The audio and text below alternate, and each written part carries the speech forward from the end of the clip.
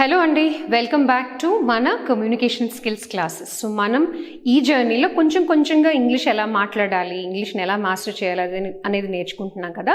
అదే process continue చేస్తూ ఇవాళ మనం కొన్ని గ్రామర్ టాపిక్స్ చెప్పుకుందాము.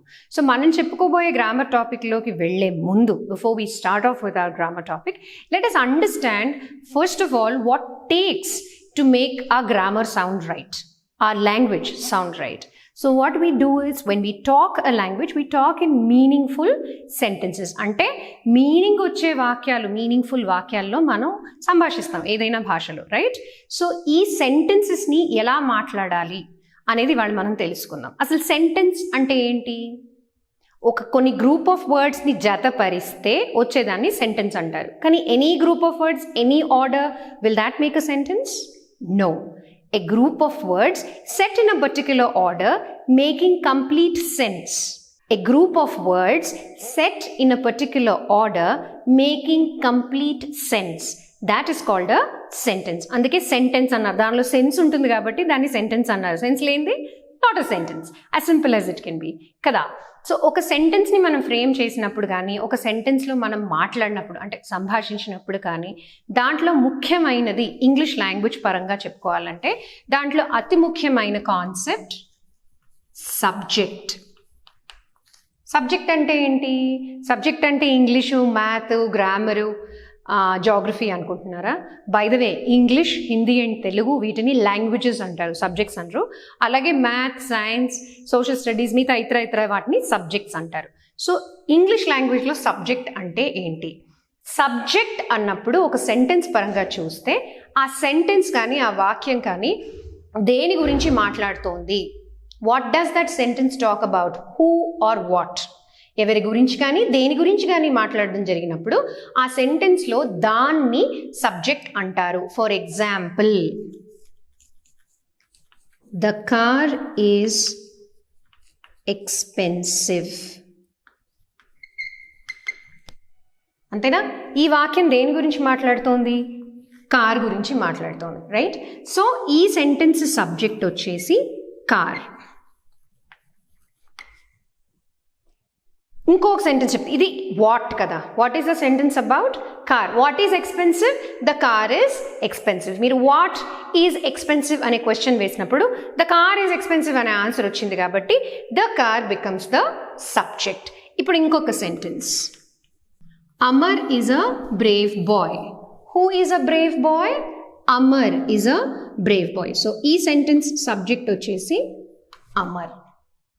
ఒక మనిషిని కానీ, ఒక వస్తువుని గురించి కానీ, ఒక జంతువు గురించి కానీ, లేక ఇంకేదైనా ఒక ప్లేస్ గురించి కానీ, ఒక చోటు గురించి కానీ మాట్లాడుతున్నప్పుడు ఆ చోటు, ఆ మనిషి, ఆ వస్తువు ఆ సెంటెన్స్కి సబ్జెక్ట్ అవుతుంది. ఇప్పుడు చాలామందికి ఒక డౌట్ రావచ్చు, సబ్జెక్ట్ సెంటెన్స్ ముందు ఉండాలా, సబ్జెక్ట్ సెంటెన్స్ వెనకాల ఉండాలా? గ్రామాటికల్గా మాట్లాడినప్పుడు సబ్జెక్ట్ ఎక్కడైనా రావచ్చు సెంటెన్స్లో. ఒక వాక్యంలో subject can be in the beginning of this, at the beginning of the sentence, or towards the end of the sentence. ఇదే సెంటెన్స్ ని, కార్ ఇస్ ఎక్స్పెన్సివ్ అనే సెంటెన్స్ ని సబ్జెక్ట్ వెనకాల పెట్టి చేయాలంటే, సో ఇందాక మనం చెప్పుకున్నప్పుడు ప్రతిసారి సబ్జెక్ట్ ముందర రానక్కర్లేదు, సెంటెన్స్ బిగినింగ్ లోనే సబ్జెక్ట్ ఉండక్కర్లేదు. Subject can also be towards the end of the sentence. How? This will give you the answer. ఇదే సెంటెన్స్ ని సబ్జెక్ట్ వెనక్కి పెట్టి చూపిస్తున్నాను చూడండి. This is a very expensive car. What is very expensive? This car is very expensive. So ఒక sentence గురించి మాట్లాడినప్పుడు, ఒక సెంటెన్స్ని తీసుకున్నప్పుడు సెంటెన్స్ దేని గురించి మాట్లాడుతుంది, వాక్యంలో ప్రాధాన్యత దేనికి ఉంది, వస్తువుకా, మనిషికా, జంతువుకా, చోటుకా అనే దాన్ని చూసుకుని అది సబ్జెక్ట్ యొక్క, సెంటెన్స్ యొక్క సబ్జెక్ట్ అవుతుంది. ఇప్పుడు ఒక సెంటెన్స్లో సబ్జెక్ట్ని ఎలా గుర్తుపట్టాలి అది చూద్దాం. సో సబ్జెక్ట్, ఇంకేదైనా సెంటెన్స్ ఆలోచించండి ఈలోగా మీరు, నేను బోర్డు రెడీ చేసుకునేలోగా. Okay, my school is very far. Okay, మా స్కూల్ చాలా దూరం. My school is very far. ఇప్పుడే ఇందాకే మనం తెలుసుకున్నాం, ఒక చోటు గురించి కానీ, ఒక మనిషి గురించి కానీ, ఒక వస్తువు గురించి కానీ మనం ఒక వాక్యంలో మాట్లాడినప్పుడు ఆ వాక్యం దేని గురించి మాట్లాడుతుందో అది ఆ సెంటెన్స్ యొక్క సబ్జెక్ట్ అవుతుంది. What ever is the sentence talks about, that becomes the subject of the sentence. So ఇప్పుడు ఇక్కడ మనం దేని గురించి మాట్లాడుతున్నాం? స్కూల్ గురించి మాట్లాడుతున్నాం. స్కూల్ ఎక్కడుంది? స్కూల్ చాలా దూరం ఉంది. My school is very far. So ఇప్పుడు దీన్ని ఎలా గుర్తుపడతాం? ఇప్పుడంటే మనకు తెలిసిపోయింది మై స్కూల్ కాబట్టి. ఒక్కొక్కసారి సెంటెన్స్లో రెండు సబ్జెక్ట్స్ ఉండొచ్చు. అలాంటప్పుడు ఎలా గుర్తుపడతాం? సెంటెన్స్లో సబ్జెక్ట్ గుర్తుపట్టడానికి మనం వర్బ్ అనే దాన్ని ఐడెంటిఫై చేయాలి. ఫస్ట్ వర్బ్ ఇన్ ద సెంటెన్స్లో ఉన్న ఫస్ట్ వర్బ్ అంటే క్రియాపదము. క్రియాపదాన్ని కనుక మనం గుర్తించగలిగితే క్రియాపదం ముందు వచ్చేది సబ్జెక్టు, క్రియాపదం తర్వాత వచ్చేది ప్రెడికేట్ అంటారు దాన్ని. ఓకే, సో ఈజ్ అనేది వర్బ్ కాబట్టి మై స్కూల్ అనేది సబ్జెక్ట్. సింపుల్ అండి. ఒక సెంటెన్స్ మనం చూసినప్పుడు, ఒక వాక్యాన్ని మనం చూసినప్పుడు దేని గురించి అయితే మనం మాట్లాడుతున్నామో అది సెంటెన్స్ యొక్క సబ్జెక్ట్. అంతే. ఇది సింపుల్ రూల్, ఇది గుర్తుంచుకోండి. When you are framing a sentence, the most important part the noun. దాని గురించి మాట్లాడతాం కాబట్టి నౌన్ అంటే name of a person, place, animal or thing.